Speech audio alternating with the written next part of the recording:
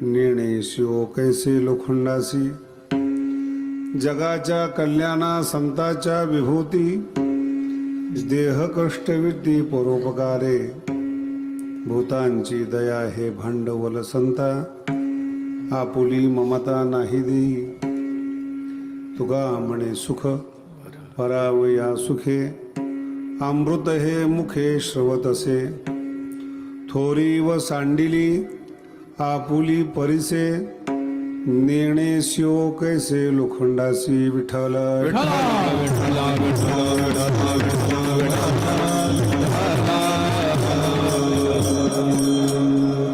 छोट्याशा गावामध्ये भगवान बाबांचा हा दुसरा फिरता नारळी सप्ताह आहे. गावचे लोक खूप भाविक आहेत, श्रद्धाळू आहेत. जे घटक मराठवाड्यामध्ये असायला पाहिजेत ते सुद्धा आहेत. कळलं नाही म्हणून टाळ्या वाजवल्या हो. आणि एक अपूर्व उपक्रम केला. 82 वर्षामध्ये 3 लाख लोकांना कोणी गुलाबजाम केले नसतील, एवढे शेतकऱ्यांनी गुलाबजाम केले. हे महत्वाचं आहे. हा नारळी सप्ताह मुंबई, पुणे, बीड, औरंगाबाद इथले लोक शिव्या देण्याकरता पटाईत आहेत. असला सप्ताह नाही करू शकत. करू शकतात त्यांच्याच मैतीला कोणी येत नाही. नगरपालिकेची गाडी बोलवावी लागते तर सप्त्याला कोण येणार त्यांचे. आयुष्यभर दुसऱ्याची निंदा केलेली असते, साधू संतांची टीका केलेली असते, वाणीतलं पुण्य समाप्त केलेला असतो आणि बायकोने बिंदू रिकामा केलेला असतो. असे मोकळे झालेले खोके सप्ताह करू शकत नाहीत. बोलू शकतात. कोणा बायको बोलू देत नाही म्हणून संतांना बोलतात. कळते का तुम्हाला? सरकार आणि संत कोणीही उठलं तर शिवाय त्या दोघांवर काही परिणाम होत नाही.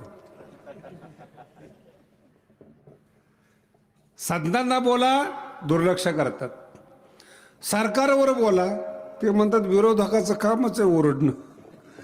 त्यांना 5 वर्ष दुसरं काय काम आहे. अगोदर गप बसलेले आता ओरडतात, आता ओरडणारे नंतर गप बसतात. संतावर आणि सरकारवर बोलण्याचा काही परिणाम होत नाहीत. म्हणून ज्याला भडास काढायचे असेल ते हे 2 ठिकाण आहेत.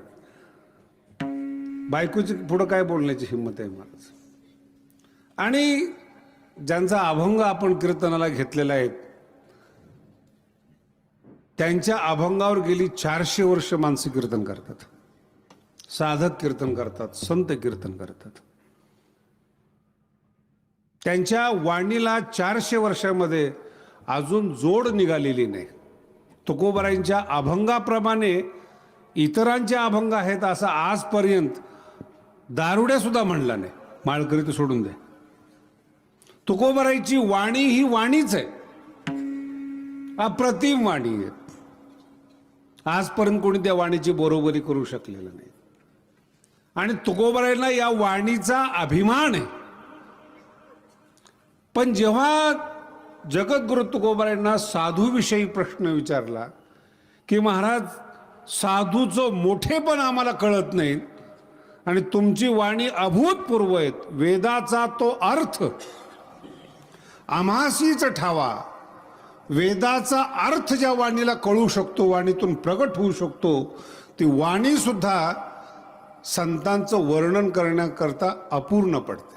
पहिल्या चरणात सांगा कायवानु आता नपुरे हिवानु, कायवानु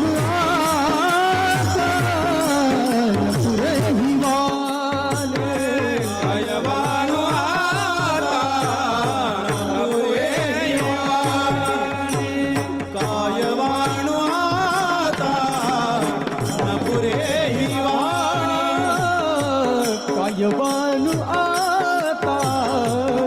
नपुरे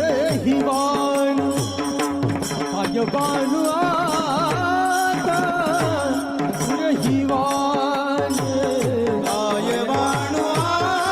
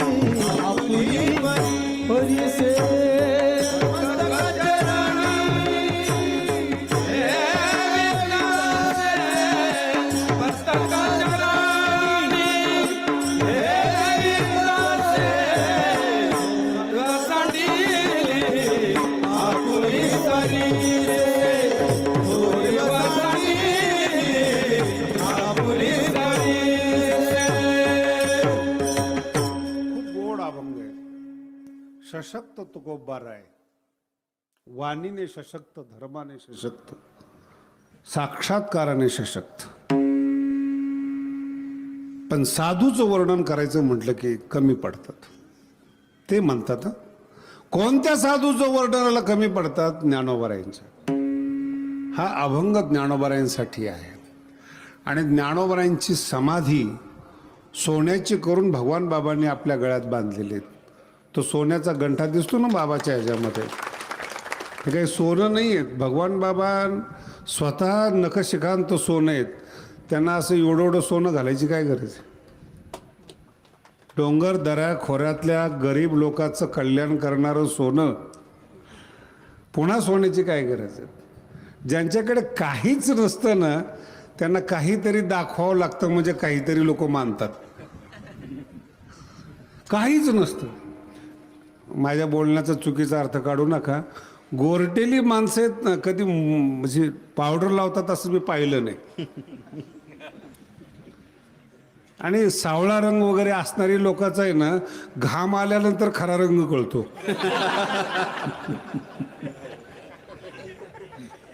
तेच लोक जास्त लावतात. तुम्ही अनुभव घेऊन पहा.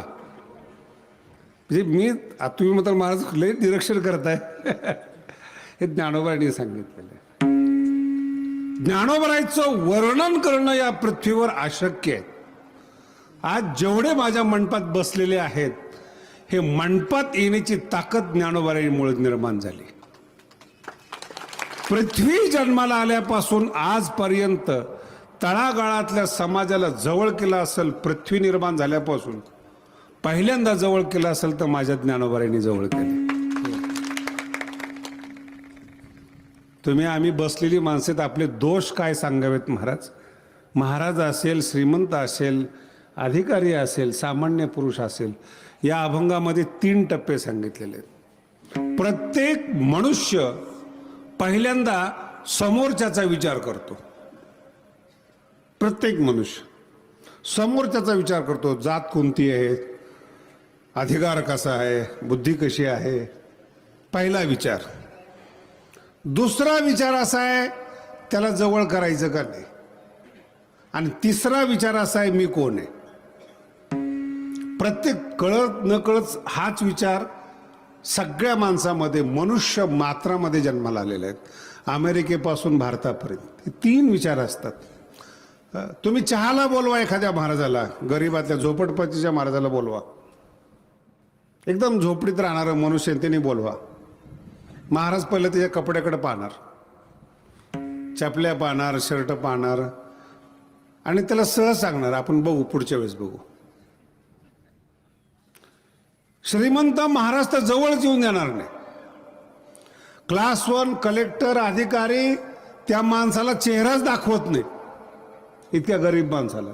नाही तर भारताचं केव्हाच कल्याण झालं असतं, ही जर गरिबी दिसली असती तर. हा पहिला टप्पा आहे. दुसरा टप्पा, समोरचा माणूस मोठा आहे म्हणल्यानंतर लोक लोटांगण घालतात. मंत्र्यांनी बोलवलं असेल, न जेवताच निघतात. श्रीमंतांनी बोलवलं असेल, मी तर बघतो गरीबाचा मनुष्य लग्नामध्ये घराघरात जाऊन पत्रिका देतो, तरी 50-60 माणसं त्याच्या लग्नाला असतात. आणि श्रीमंत माणसाने मोबाईलवर मेसेज जरी पाठवला, म्हणजे माणूस मावत नाही एवढी गर्दी असते. काही नसतं दोघांमध्ये. गरीब प्रेमानं बोलवतो, माणूस जात नाही. श्रीमंत माणसाकडे मान मिळावा म्हणून नको असणारी माणसं तिथं जातात, आणि तो कोणालाही मान देत, उलट म्हणतो आपला वट असल्यामुळं माणसं जमली. तुम्हाला किरकोळ समजतो तो, तुम्ही जमला, तुमचं प्रेम आहे असं कधी श्रीमंत आणि मोठा माणूस मानत नाहीत. मंत्र्याच्या लग्नाला जात, कधी तुम्हाला म्हणणार नाही उपकार केले म्हणून. आपला वट आहे, ताकद आहे मतदारसंघात, म्हणून लोक जमले. म्हणजे तुम्ही कोण झाले? बोला ना, प्यादे. आणि तिसरा विचार असतो आपला, आपण कोण आहोत, आपला अधिकार काय, आपली योग्यता काय, आपण कोणाबरोबर बोललं पाहिजेत, कोणाबरोबर बसलं पाहिजेत, कोणाला किती मान दिला पाहिजेत, हा सगळा विचार माणूस करतो. श्रीमंत माणूस आहे पण एखादा मुख्यमंत्री नाही श्रीमंताला मान देत, तो स्वतःचा विचार करतो, तो श्रीमंत आहे पण मी राज्याचा मुख्यमंत्री नाही जाणार त्याच्याकडे. याला म्हणतात स्वतःचा विचार करणं. मुख्यमंत्री प्राईम मित्र मागे एकदा फोटो बघितले होते पेपरला, भारतातले सगळ्यात मोठे मोठे श्रीमंत अमेरिकेच्या राष्ट्राध्यक्षाला भेटण्यासाठी लाईनीत उभे होते. लाखो लोक ज्यांच्याकडे काम करतात ते सुद्धा सत्तेसाठी, सत्तेला भेटण्या एका लाईनीत उभे आहेत आणि तो विटी करायला लावतो. थांबा म्हणतो जरा. म्हणजे सत्ता संपत्ती हे लोक स्वतःचा विचार करतात. साधूचा जर आपण विचार केला ना तर साधूच्या पायाची धूळ आपल्याला लागावी म्हणून देव साधूच्या मागे पुढे असतो. साधू किती मोठा आहे हे सांगत नाही बरं. चरणीचे रज, चरणीचे रज, रज म्हणजे धूळ आपल्या अंगावर यावी म्हणून देव नामदेव महाराजांच्या पाठीमागं जायचे. नामदेव महाराजांचा अधिकार किती मोठा असेल थोडा विचार करा. म्हणजे देव ज्याच्या चरणरजाची अपेक्षा करतो देव, ते संत. पहिला मुद्दा आहे, किती मोठा अधिकार असेल. आणि या पृथ्वीवर त्यांनी लिहिलेलं ज्ञानेश्वरी असेल, गाथा असेल, आजपर्यंत त्या वाणीची कुणी बरोबरी करू शकलेलं नाही. गीतेचे एवढे पारायण होत नाहीत जेवढे ज्ञानेश्वरीचे पारायण होतात. ही ताकद आहे साधूच्या वाणीची, महत्वाची गोष्ट. दुसरा विचार आपला करा. साधू एवढा मोठा आहेत, भगवंत त्यांच्या पाठीमागं आहेत, भिंत चालवू शकतात, रेडा बोलवू शकतात, एवढी अफाट ताकद त्याच्यामध्ये. बुडवलेला गाथा सुद्धा 13 दिवसाने वर येतो, ही साधूची ताकद आहे. आता त्याच्या विरोधामध्ये आपला विचार करा. खरंच विचार करण्यासारखे आहेत का आपण? बोला ना, काय विचार करायचा आहे आपला? कुणीच ऐकत नाही. एक सुशिक्षित माणूस गडाकडे जसं बाबाकडे समस्या घेऊन येतात ना, आता ते बाबाच होते, ते चुकून मला बाबा समजायला लागले, त्यांची चूक आहे. बाबाच्या नखाची सुद्धा कोणी बरोबरी करू शकत नाही. तो मी आहे म्हणून ठीक आहे, नाही तर दुसऱ्या महाराजाला ना तुम्ही विकून टाकला असता. बाबा बाबा बाबा. मी एका गावाला सांगितलं, हात जोडतो म्हणलं, मला बाबा म्हणू नका, का की तुम्ही जर जास्त बाबा म्हणले ना तर बाबांनी पाण्यावर ज्ञानेश्वरी वाचली होती, मला बुडवाल तुम्ही.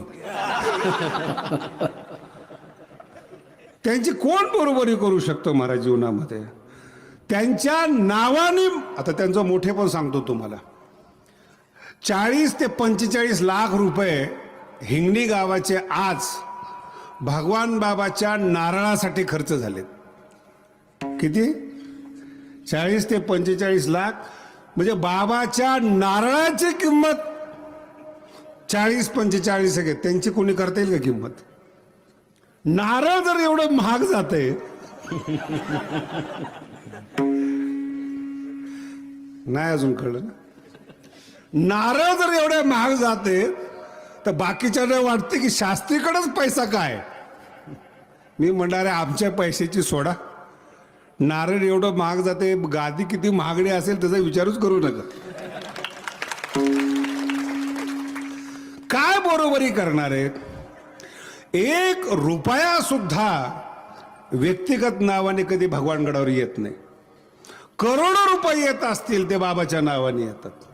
काय वर्णन करणार तुम्ही भगवान बाबाचं? उगा एखाद्याला म्हटलं तुम्ही जरा विवेकानंदासारखे बोलता, बाबासारखे असतात, ते माणूस ते स्तुती नाही ना, जागेवर चक्कर येऊन पडायचे ते. आणि म्हणणारे लोक कोणते? बायको ज्यांच्या घरात ऐकत नाही ते स्तुती करतात. तो श्रीमंत माणूस अति सुशिक्षित मला म्हणे महाराज सिक्रेट बोलायचं. म्हटलं इथं काय सिक्रेट आहे? म्हटलं बोला ओपनमध्ये काय. नाही म्हणे बोलता येत. त्या चेहरा वगैरे पडलेला श्रीमंत माणूस, मोठा माणूस आतमध्ये गेला, पाया पडला, मला म्हणे महाराज नारळ पाहिजे. म्हटलं काही मूल वगैरे नाही का? काय नाही, सगळं आहे म्हणे. मग काय कारण आहे त्याचं? बायको ऐकत नाही म्हणे. मला सुद्धा असं वाटलं की नारळ त्याच्यासाठी बायको ऐकत नाही. आता मला इतकं विशेष वाटलं, ह्या माणसाने संताच्या पुढं लोटांगण घातलं काय आणि देव याला भेटला काय, कधी सुधारणा होणार ह्याच्यामध्ये. बरं, याचं जर ही समस्या मोठी असली की तिला तुम्ही काहीतरी सांगा, म्हणजे मी तिला काहीतरी समजून सांगा, ती जरा माझा आदर करेल, नीट बोलेल. मला फार वाईट वाटलं, हा विनाकारण पुरुषाच्या जन्माला आला. देव भेटणं, काही समस्या असणं हे ठीक, ही काही समस्या आहे का महाराज? तुम्हाला खेडेगावच्या लोकांना वाटते का ही समस्या? उलट बायका तक्रार करू शकतात की नवरा जास्त मारतो, तरी बायका तक्रार करत नाही. वटपौर्णिमेला जातातच, हाच नवरा भेटू दे म्हणून. म्हणजे ती सहनशक्ती तिच्यामध्ये आणि तुमच्यामध्ये समस्या केवढ्या अवघड आहेत. ही आपली बाजू. आर्थिक दृष्टीने आपण मंद आहोत, प्रेमाच्या दृष्टीने आपण मंद आहोत. वृद्ध अवस्थेमध्ये आपली पोरं, आपलं रक्त आपल्याला घराच्या बाहेर काढतं. ही आपली समस्या आहे. ह्या लोकांनी भगवान बाबावर काय बोलावं मला सांगा बरं. संताबद्दल काय बोलावं? स्वतःचं जीवन जिथं तुम्ही समाधान करू शकत नाही, काय बोलावं त्याचं? आजकाल तरुण पोरावर तर मला एवढी दया येते महाराज. 9वी 10वी पास होतात, कुठंतरी फिरतात, बोलतात, दुसऱ्याच्या गाडीवर जळतात. भगवानगडावर 2-3 गाड्या आल्या होत्या महाराज, हवाच काढून टाकली पोरांनी. तर एखाद्याला हवा काढताना पकडलं तर मी विचारलं का काढली? म्हणे महाराज गाडी फार चांगली दिसत होती. अरे म्हणे तू विकत घे ना. नाही, दुसऱ्याची जमत नाही. किती लहान वयामध्ये मनोवृत्ती वाईट आहेत. मी लहान मुलाचं उदाहरण दिलं, तुम्ही मोठ्या माणसाचं बघा. सरपंच झालेला सहन होत नाही, श्रीमंत झालेला सहन होत नाही, मुलगा ऐकत नसेल तर सहन होत नाही. किती समस्या आहेत तुमच्या. थोडासा विचार करून पहा. म्हणजे देव ज्यांची धूळ माथ्यावर लागावी म्हणून मागे राहणारा देव, ते संत आणि आपला अधिकार.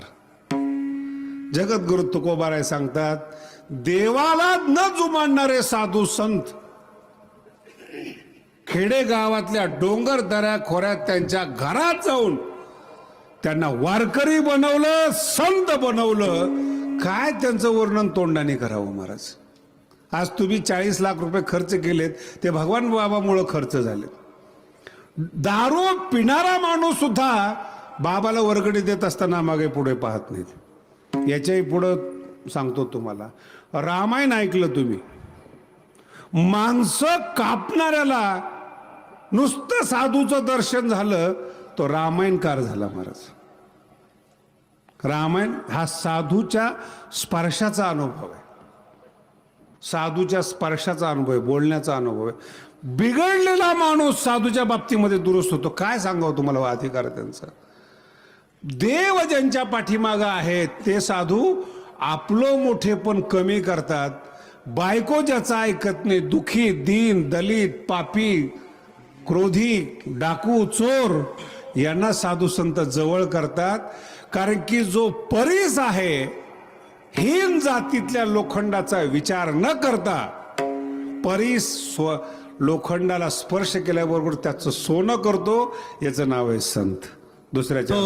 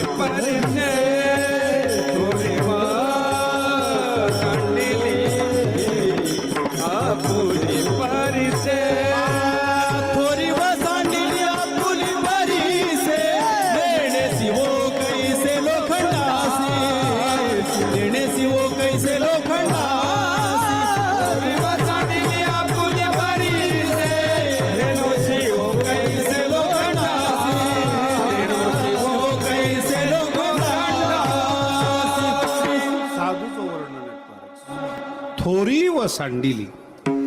साधूनी आपलं मोठेपण कमी केलं. फार अवघड आहे बरं हे. साधूनी आपलं देवापुढे असणारं मोठेपण कमी केलं साधू.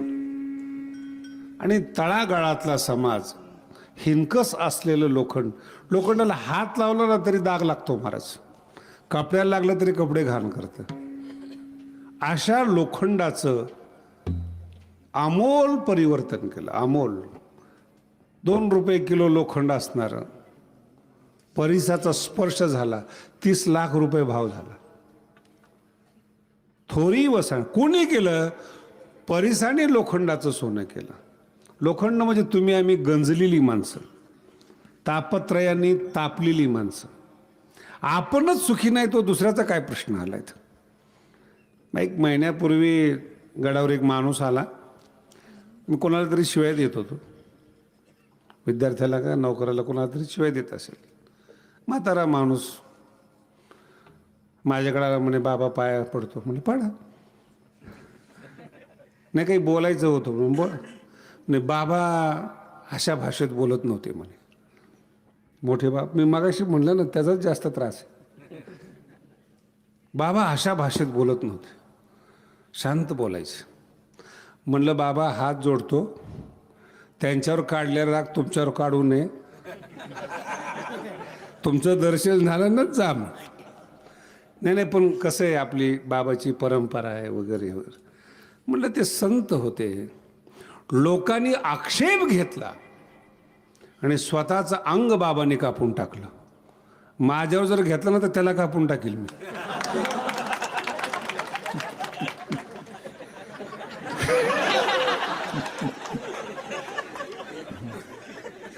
अनुभव आला का नाही सुवर्ण महोत्सव? हा झटका सुरुवातीचा आहे तो, अजून तर लांब आहे. अरे कोण तुम्ही, कुठले तुम्ही? लाखो लोक आज भगवान गडावर जेवून जातात. ही सगळी मुलं शेतकऱ्याची मुलं कीर्तनकार झाली, गडाचं परिवर्तन झालं. आणि ह्या नालायक लोकांना अजून गड वाईट दिसतो, जोड्याने आणलं पाहिजे. काय कमी मला सांगा बरं गडावर? बोला ना, काय कमी वाटते गडावर? 10 वर्षापूर्वीचा गड जाताना पाणी घेऊन जावं लागायचं. आता लोक बुंदी खाली घेऊन येतात. विठाला विठाला.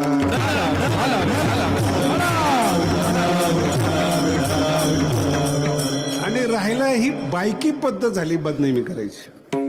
आज सकाळी मला एक फोन आला होता अहमदपूरवरून आणि परळीवरून. महाराज तुमचा फोटो आम्ही व्हॉट्सॲपवर मुलीबरोबर पाहिला. म्हटलं अरे मूर्ख आहात, भगवान बाबाच्या घरातल्या मुली त्या माझ्या नाती आहेत. तुम्हाला बदनाम जरा चांगल्या रीतीने करा ना, एखादी वेश्या विकत घ्या, एखाद्या बाईला सांगा. फोटोने काय कोण गड बदनाम होणार आहे का? मी तर भाग्य समजतो महाराज, भगवान बाबाच्या मानानं 1% सुद्धा मला दुःख नाही. बाबाच्या मांडीवर बसले इतकं समाधान गादीवर बसल्याचं आहे महाराज. पण जेव्हा कधी मी बाबाकडे पाहतो किती दुःख. तुम्हाला अजून काही माहीत नाही बाबाचं, फक्त तुम्ही फोटोतला चेहरा पाहता. नारायणगड सोडल्यानंतर बाबा जेव्हा भगवान गडावर विराजमान झाले, झोपडी होती महाराज. बाबाचं अंग दिसत नव्हतं. आंघोळ करायला खापल्या टाकल्या आणि असं बाथरूम तयार केलं. दगडावर बसून तांब्या अंगावर घेऊन बाबांना आंघोळ करावं लागायची. तुमच्या गावात आल्यानंतर आंघोळ घातली जात होती, पण प्रत्यक्ष गडावरची परिस्थिती काय. आणि कण्या शिजवल्या जायच्या. बाबा स्वतः कण्या खायचे. आणि माणसं भेटायला आल्यानंतर शेंगाचं पोतं टाकायचं आणि गुळाचा खडा टाकायचा. तुम्ही लांब आहात भगवानगडाच्या, पण ती भगवानगडाच्या परिसरात जे 12 वाड्या आहेत ना, गडावर जाताना 1 पोतं वाळू आणि 4 भाकरी बरोबर न्यायच्या आणि भगवानगडावरच्या आंधळ्यांना जीव घालावं लागायचं. तुम्हाला काय माहिती भगवानगड म्हणजे काय, किती यातना भगवान बाबांनी सहन केलेल्या आहेत.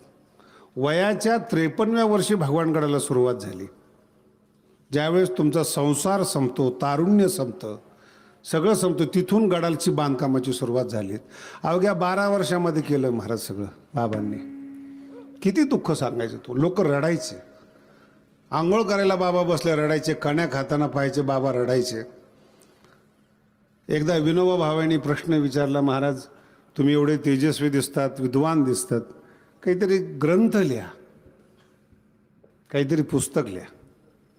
ते माझं पुस्तक प्रकाशित झाल्यानंतर त्यांनी मला सांगितलं, त्या माणसाने, प्रकाशनकार जो होता ना, त्यांनी सांगितलं. बाबांनी उत्तर दिलं, डोंगरदऱ्या खोऱ्यातला समाज आहे तो एक झाला पाहिजे, त्याला संस्कार दिले गेले पाहिजेत, त्याला शैक्षणिक आध्यात्मिक वळण दिलं गेलं पाहिजेत, व्यसनमुक्ती दिली पाहिजेत, पशुहत्या बंद झाली पाहिजेत.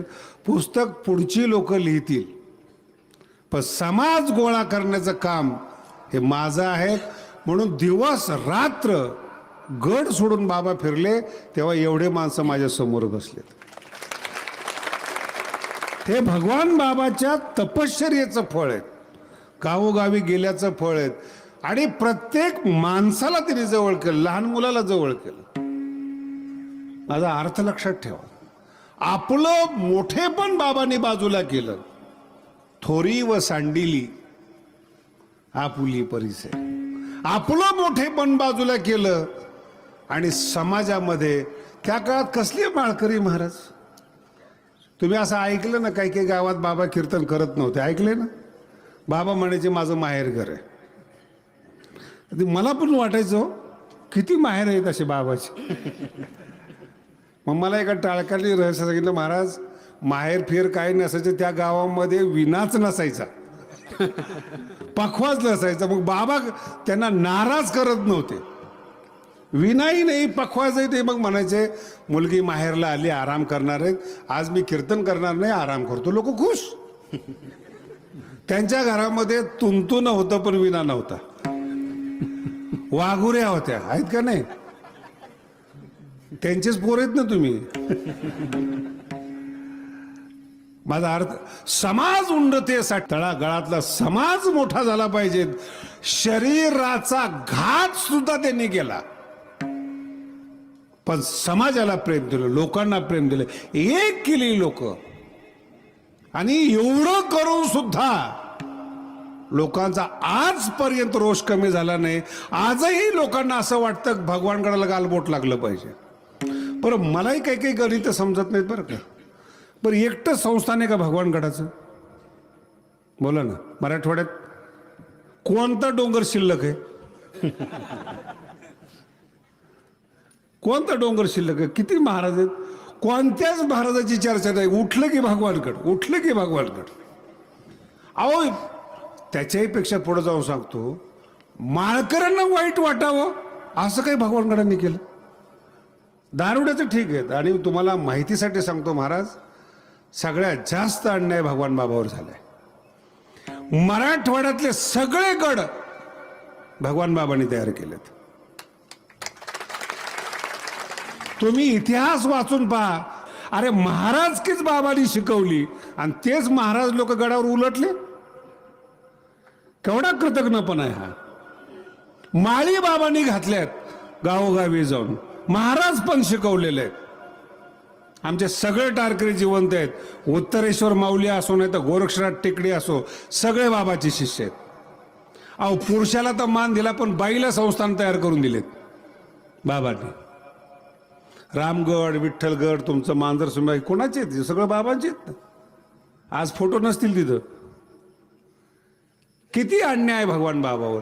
ज्यांना परमार्थ करायचं शिकवलं, विना घ्यायचं शिकवलं, हरिपाठ घ्यायचं शिकवलं, ती लोक आज बाबाची नावं घेत नाही. आयुष्यभर कष्ट केले त्यांनी.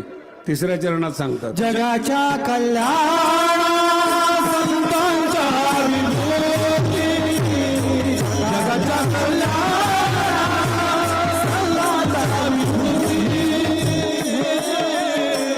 देह कष्टविधी परोपकारी, देह कष्टविधी परोपकारी, जगाच्या कल्याण संतांच्या विभूती, जगाच्या कल्याण संतांच्या विभूती, परोपकारी, परोपकारी,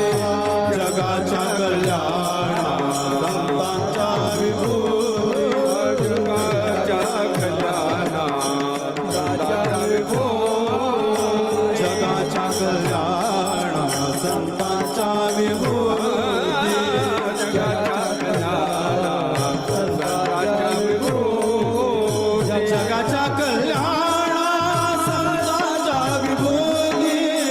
जगाच्या कल्याण संतांच्या विभूती देह कष्ट विधी परोपकार देह कष्ट विधी परोपकार जगाच्या कल्याण संतांच्या विभूती जगाच्या कल्याण संतांच्या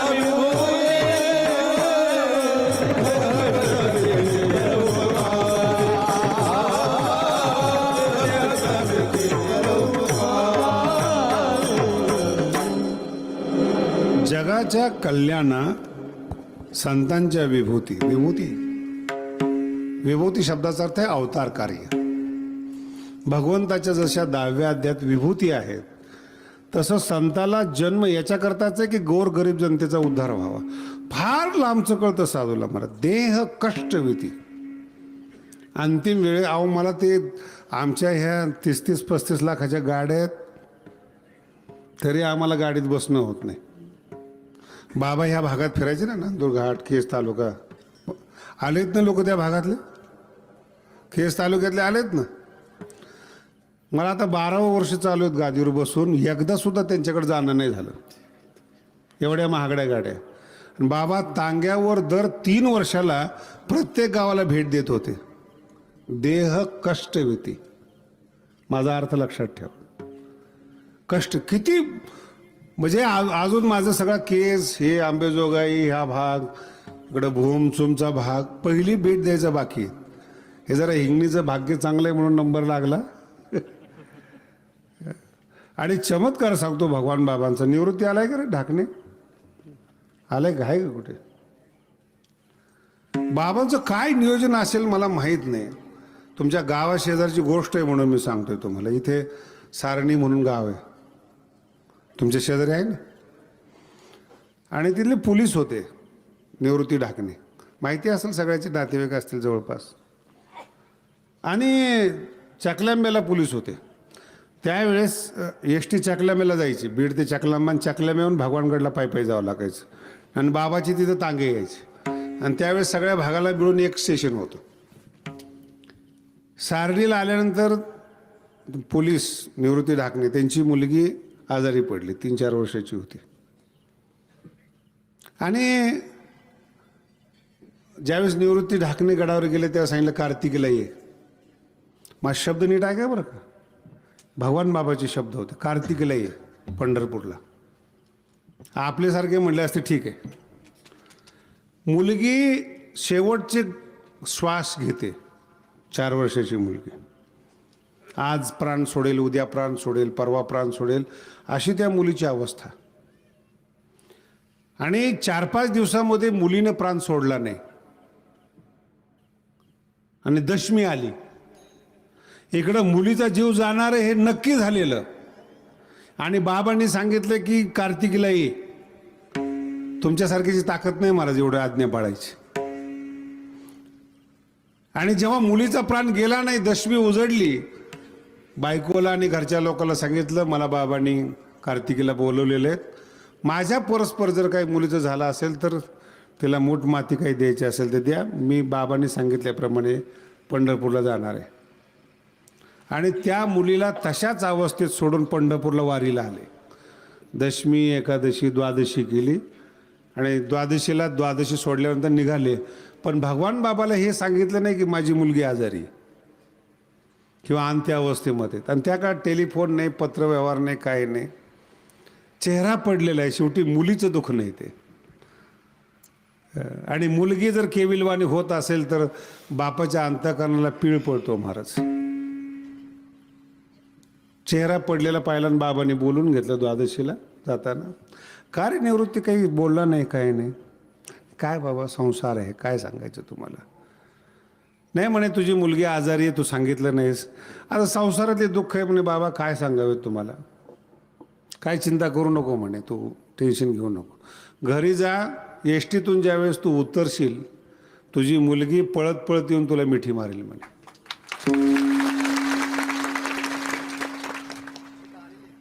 आलेत ना? कुठे आहेत का? कीर्तनाला आहेत? कीर्तनाला नाही ना? तर चेहरा बघितला असता ना बाकीच्या लोकांनी, नाही तर लोकांना वाटलं दंतकथा सांगितली. म्हणून गावाचं नाव वगैरे घेऊन आपण सांगण्याचा अर्थ असा आहे, ते माणसं जिवंत आहेत अजून बाबाची आज्ञा पालन करणारे.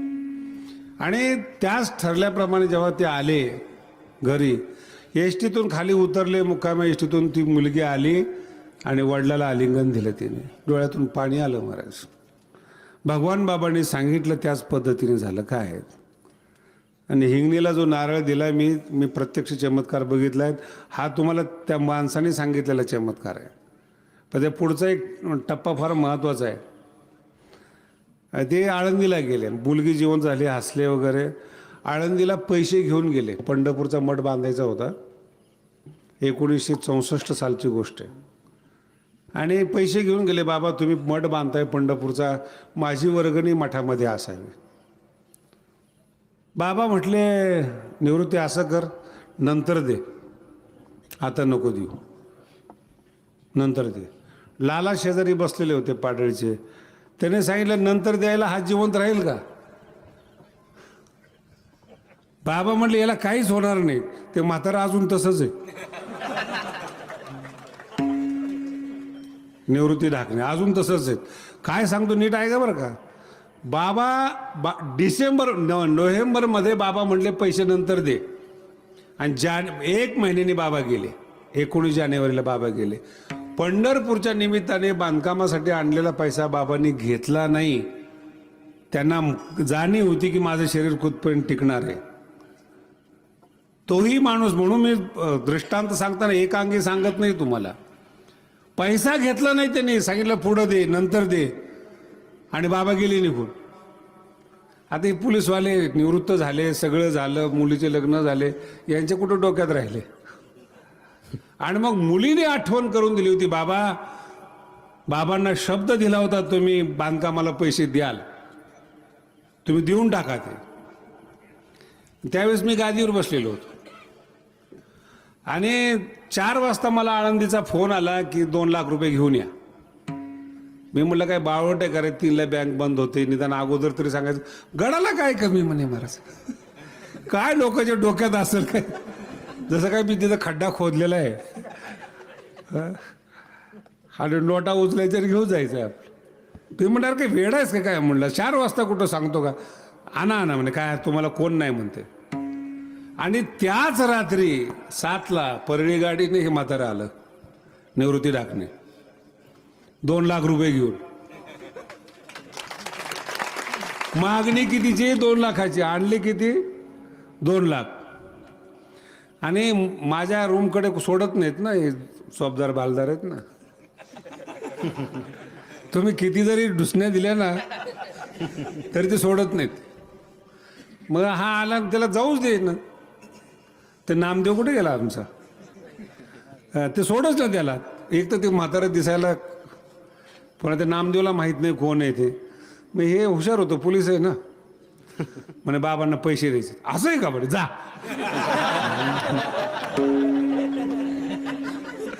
पैसे म्हणले की त्या नामदेवने सोडून दिलं त्याला. आता ती चेहरा पाहिला, त्याचं ते वय पाहिलं बाबाचं.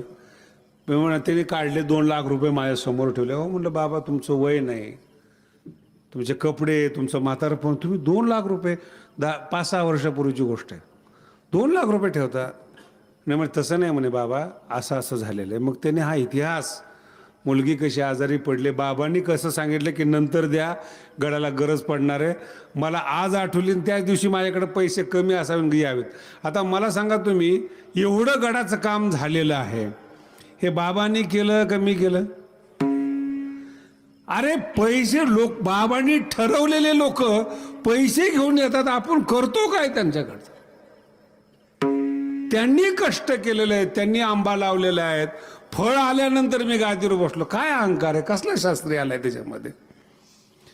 तुम्ही लांब आहात गादीच्या, मी गादीच्या जवळ आहे. रोज मी बाबांचे चमत्कार पाहतो, रोज. हिंगणीतले डॉक्टरचे वडील आंधळे दीप हॉस्पिटलमध्ये आजारी पडले होते आणि 3 दिवसापासून बोलत नव्हते, कोमात होते. मेडिकल सुद्धा मान्य करत नाही हा चमत्कार. म्हणजे आगावसाहेब म्हणले, बाबांचे फार निष्ठा होते, तुम्ही चला. आम्ही गेलो दीप हॉस्पिटलमध्ये. ऐकू वगैरे येत नव्हतं शेवटच्या क्षणाला. हिंगणीतली गोष्ट आहे बाबांची. आंधळे बाबा कानामध्ये मुलगा ओरडला, म्हणे बाबा आलेत. आता त्यांच्या डोक्यात हा बाबा थोडाच. झोपलेले होते, डोळे बंद होते, आणि मी माझ्या डोळ्यांनी प्रत्यक्ष बघितलं. जसं कानात सांगितलं त्यांना की बाबा आलेत, त्यांच्या तोंडातून बोलायला सुरुवात झाली. पाय धुवायला पाणी ठेवा, स्वयंपाक करा, बसायला टाका, बाबा आलेत, त्यांचं लक्ष द्या. डोळे बंद, बाबा कोमात, आणि बोलणं चालू. आणि एवढे 2-4 वाक्य बोलले आणि पुढं बोलणं बंद. म्हणजे बाबाचं प्रेम किती खोलपर्यंत रुजलेत. स्वतःच्या मुलाला ओळखत नाहीत, स्वतःच्या मुलीला ओळखत नाहीत, आणि बाबा शब्द आल्याबरोबर बाबांच्या स्वागतासाठी शब्द बाहेर पडतात. काय बाबांचं प्रेम असेल, किती रुजलं असेल प्रेम. माझ्या लक्षात आलं की काही जरी झालं तरी हिंगणीचे लोक सप्ताह करतील. म्हातारा जर कोमात बोलतंय तर हे तर जिवंत आहेत. कारण की नारळ देताना मला विचार करावा लागतो, हे घेतील का, यांना झेपेल का, यांची कॅपॅसिटी का, नाही तर बाबालाच जिंकून टाकतील. परंतु हे चमत्कार जेव्हा मी गादीवर बसून पाहतो तेव्हा मला जाणवतं की देव ज्यांच्यावर प्रेम करतो ते समाजावर किती प्रेम करतात. 3ऱ्या चरणात सांगतात, भूतांची दया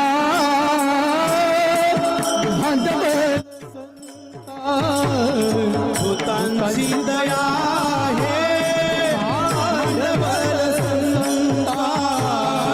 भूतांची दया हे भांडवल संता.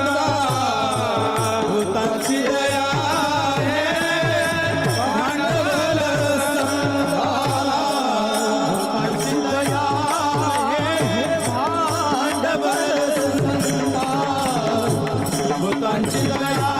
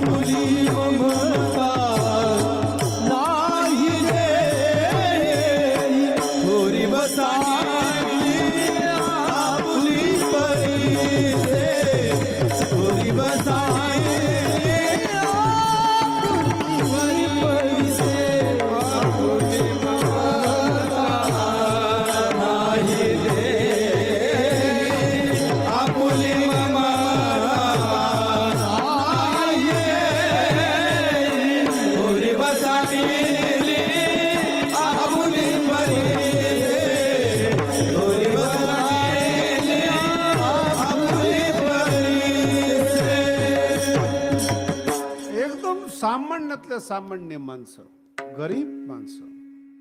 मी मगाशी सांगितलं तुम्हाला लोखंडाचं वर्णन करताना, त्यांच्यावर दया करणं. दया म्हणजे भाकरी देणं, चहा दे, याला दया नाही म्हणत बरं का.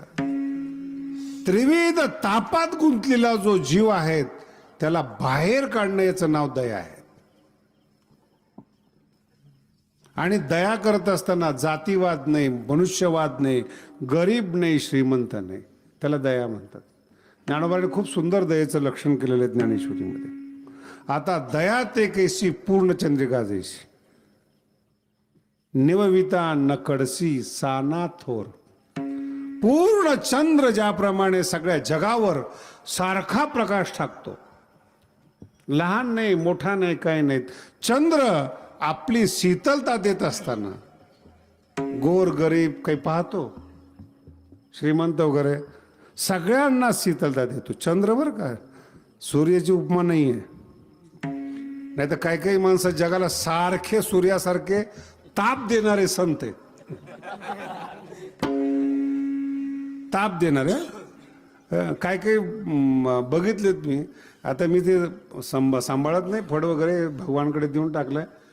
ज्यांना घरात चहा मिळत नाही ते येऊन म्हणतात आम्ही चहा घेत नाही. हे ताप देतात जगाला. हे जगाचे उद्धारक नाही आहेत, शोषण करतात. माझ्या भाषेत बोलायचं ठरलं तर जगद्गुरु तुकोबारायचे अभंग विकून जीवन जगतात. कसली दया आहे, ताप आहे हा समाजाला. आणि लोक भीतीनं यांना सांभाळावं लागतं. माझा अर्थ लक्षात ठेव, भीतीनं सांभाळावं लागतं. माझ्याकडे 2-3 साधूंनी नखरे केले होते, तर मी त्यांना सांगितलं जमत नाही. नाही म्हणे महाराज, मी मागे सांगितलं ना तसं, तुम्ही एवढे मोठे आहात, हे आहात. म्हणजे सगळं बरोबर आहे, मी शब्दाला भाळत नाही. नशीब चांगलं आहे म्हटलं, अजून हात चालला नाही. त्या एका कीर्तनकारांनी मला एक दृष्टांत दिला, तुम्ही सगळ्यांनी ऐकलेला आहे तो. एक साधू पाण्यात पडलेला विंचू होता, त्याला तो बाहेर काढत होता, तो डंक मारत होता. त्याने मला सांगितलं किती साधूमध्ये असते, म्हणलं ते बाबामध्ये. किती डंक मारला ना तर बाबा काही करत नव्हते. मी तर त्या विंचवाने डंक नाही मारला ना, त्याच्या अगोदर त्याला चप्पल मारील. बरं मी मारील, माझ्या समोर जेवढे माणसं बसलेत, विंचून निघाल्यानंतर तुम्ही आरती करणार का? बोला ना, माझी गोष्ट जाऊ द्या. परवा दिवशी ते ढोकवडला एक वाक्य कीर्तनामध्ये बोललो, लगेच फेसबुकला महाराजांनी असं बोलावं का, लगेच चर्चा सुरू फेसबुकला. मी म्हटलं बोलावं का ठोकावं तरी, नुसतं बोलू दे. विंचू आहे, शब्द नीट आहे का, माझ्या बोलण्याचा अर्थ लक्षात ठेवा. जगद्गुरु तुकोबाराची व्याख्या आहे, विंचूला वाचू नका हे तुकोबाराय सांगतात. दया तिचे नाव, भूताचे पालन, अनिक निर्दल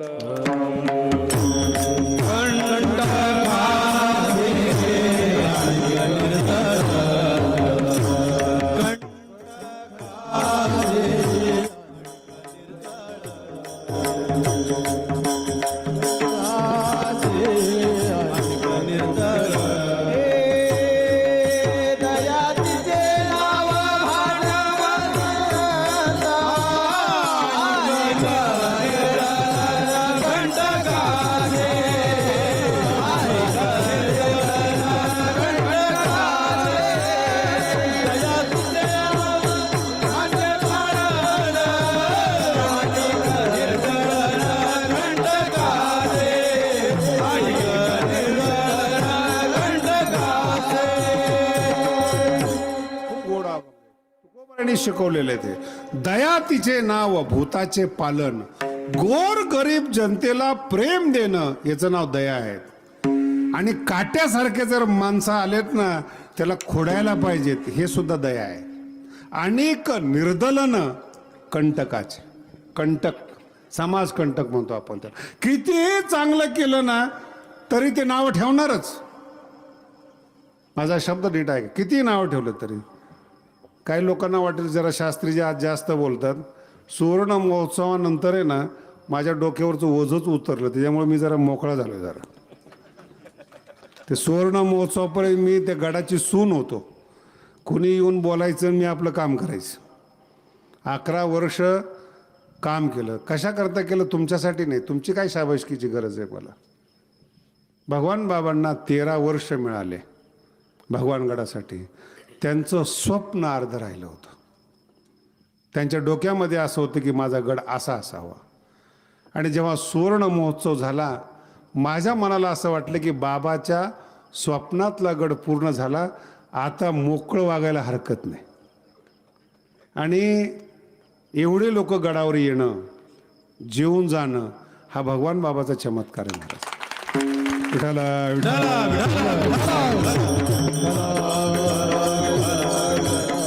गड स्वयंभू आहे. बाबामुळं तुम्ही आम्ही आहोत. बाबा नसते ना आज कुठल्याच थराला आपण असतो महाराज. बाबामुळे, बाबांची शक्ती समाजाला प्राप्त होते. स्वयंभू शक्ती आहेत. सगळे लोक मला म्हणायचे कसं होणार, म्हणा अरे बाबा आहेत ते, बाबामुळं जग आहेत. पण अजून चांगलं झालं असतं तरी पण गडाची स्थिती आजही भक्कम आहेत. हे खरे बाबांचे चमत्कार. आणि दुसरा चमत्कार असा आहे, बाबांना जाऊन 50 वर्ष झाले. एवढ्या मोठ्या संख्येनं आणि मोठ्या प्रमाणात तुम्ही वर्गणी देतात. तुम्ही खरे गडाचे आधार आहात, महत्वाची ताकद आहात. कोण करतं गुलाबजाम महाराज, कोण करतं एवढं 40-45 लाख खर्च? 60 कोटी 10 वर्षामध्ये खर्च झालेत भगवानगडाचे. पंढरपूर तयार होत आलंय, येत्या कार्तिकला उद्घाटन होईल. आळंदी झाली, औरंगाबाद झालं, पैठण होत आलेले आहेत. गडाचं काम जवळजवळ झालेलं आहेत. कारण की मुद्दा असा होता की गडाचं काम होणं गरजेचं होतं. तोपर्यंत मी शांत होतो. आणि कधीही सासूबाईंनी लक्षात ठेवावं, सूनबाई तरुण असते, जास्त दमदाटी करता कामा नयेत. तिने जर का पदर खावला की सासूचं काही खरं नाही. नाही गडाचे सगळेच कामं झाले. आता मला इथे एवढे पोरं आहेत, 100 पोरं. ही पोरं नाहीत बरं, तुमच्या माहितीसाठी सांगतो. माझ्या नंतरचा भगवानगड आज तुम्हाला प्रत्यक्ष दिसतोय. माझ्या नंतर गड कोण सांभाळणार आहेत, त्याचे टाळकरी प्रवचनकार कसे असतील हे आज तुमच्या पुढे उभे आहेत. जुने ते गेले. म्हणून भगवान बाबांनी केलं काय, पुढची पिढी तयार केली, अन्नदान तयार केलं, मठ तयार झाला, गड तयार झाला, सगळं तयार झालं. आता जो गडाला नावं ठेवील ना तो 2 बापाचा आहे. पडते की नाही तुम्हाला? काय राहिले बरं, काय राहिले गडात? तुम्ही कोणी उपाशी येत नाही. पोरं तयार झाले, अन्नदान झालं, बांधकाम झालं, राहिलेलं काम चालू आहे. काय राहिले आता गडा? बरं काय कारण नावं ठेवायचं? बरं आता काळ असा आहे, मी मागाशी सांगितल्याप्रमाणे कोण ऐकणार आहे कुणाचं? कुठल्याही शमड्यापोराने बोलायचं का? बरं मी मागाशी सांगितलं तुम्हाला, कोणाचं ऐकायला पाहिजेत हे सुद्धा मला कळालं पाहिजे ना. ज्याला स्वतःची नोकरी लागत नाही, वशिला लावतो, त्यांनी सांगायचं का भगवानगड कसा चालवायचा? कोणी सांगायला पाहिजे भगवान? ताकद काय भगवानगड म्हणजे काय हे तर पहिल्यांदा लोकांना माहिती पाहिजे ना. म्हणून मी तुम्हाला सांगितलं भगवानगड अशा पद्धतीचा आहे. आणि हा अभंग बाबाचंच वर्णन करणार आहे. आणि निर्जल ना, भीती नाही वाटत मला, पाप नाही जीवनामध्ये. सगळं जाळून समर्पण करून गडाला आपण उभं केलेलं आहेत. तुम्ही ताकद दिलेली, ताकदच नाही कोणाची. आणि सगळ्यात मोठा चमत्कार सांगतो बरं का, पैसे न दिलेले लोकच हिशेब विचारतात. बरोबर आहे ना? पैसे न दिलेलेच लोक विचारतात, शास्त्रीला एवढी गाडी कशाला पाहिजे, तुझ्या अंगावर घालायला पाहिजे.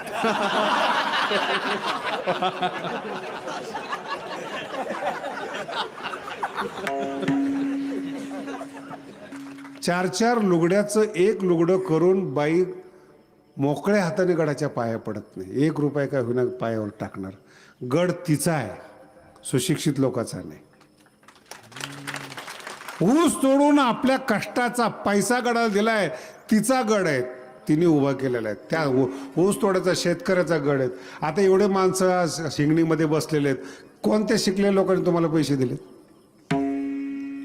शेतकऱ्यांनी. अहो किती चमत्कार आहेत महाराज. मला ती एवढी भीती वाटते हिंगणीची, काय सांगू तुम्हाला, आज बोलून दाखवतो. विश्वास नाही वाटत, खरंच भीती वाटते. सप्ताह सुरू होण्यापूर्वी, मी हिंगणीमध्ये बोलतोय बरं का, सप्ताह सुरू होण्यापूर्वी थेंब पाणी नव्हतं हिंगणीमध्ये, 1 थेंब पाणी नव्हतं. आणि पंचायत समितीचे टँकर फिंकर आणायची सगळी व्यवस्था केली. बोर घ्यायला सुरुवात झाली, 40 बोरला पाणी लागलं.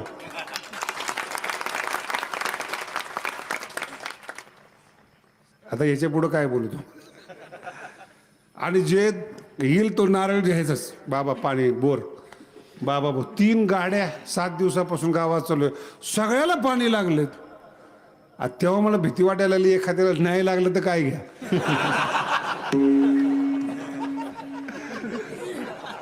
लागले हे ठीक आहे, पण आता सप्ताह संपत आलाय. तुम्हाला सुखी करण्यामध्ये भगवान बाबाला सुख वाटतं हे 40 बोरला लागलेलं पाणी.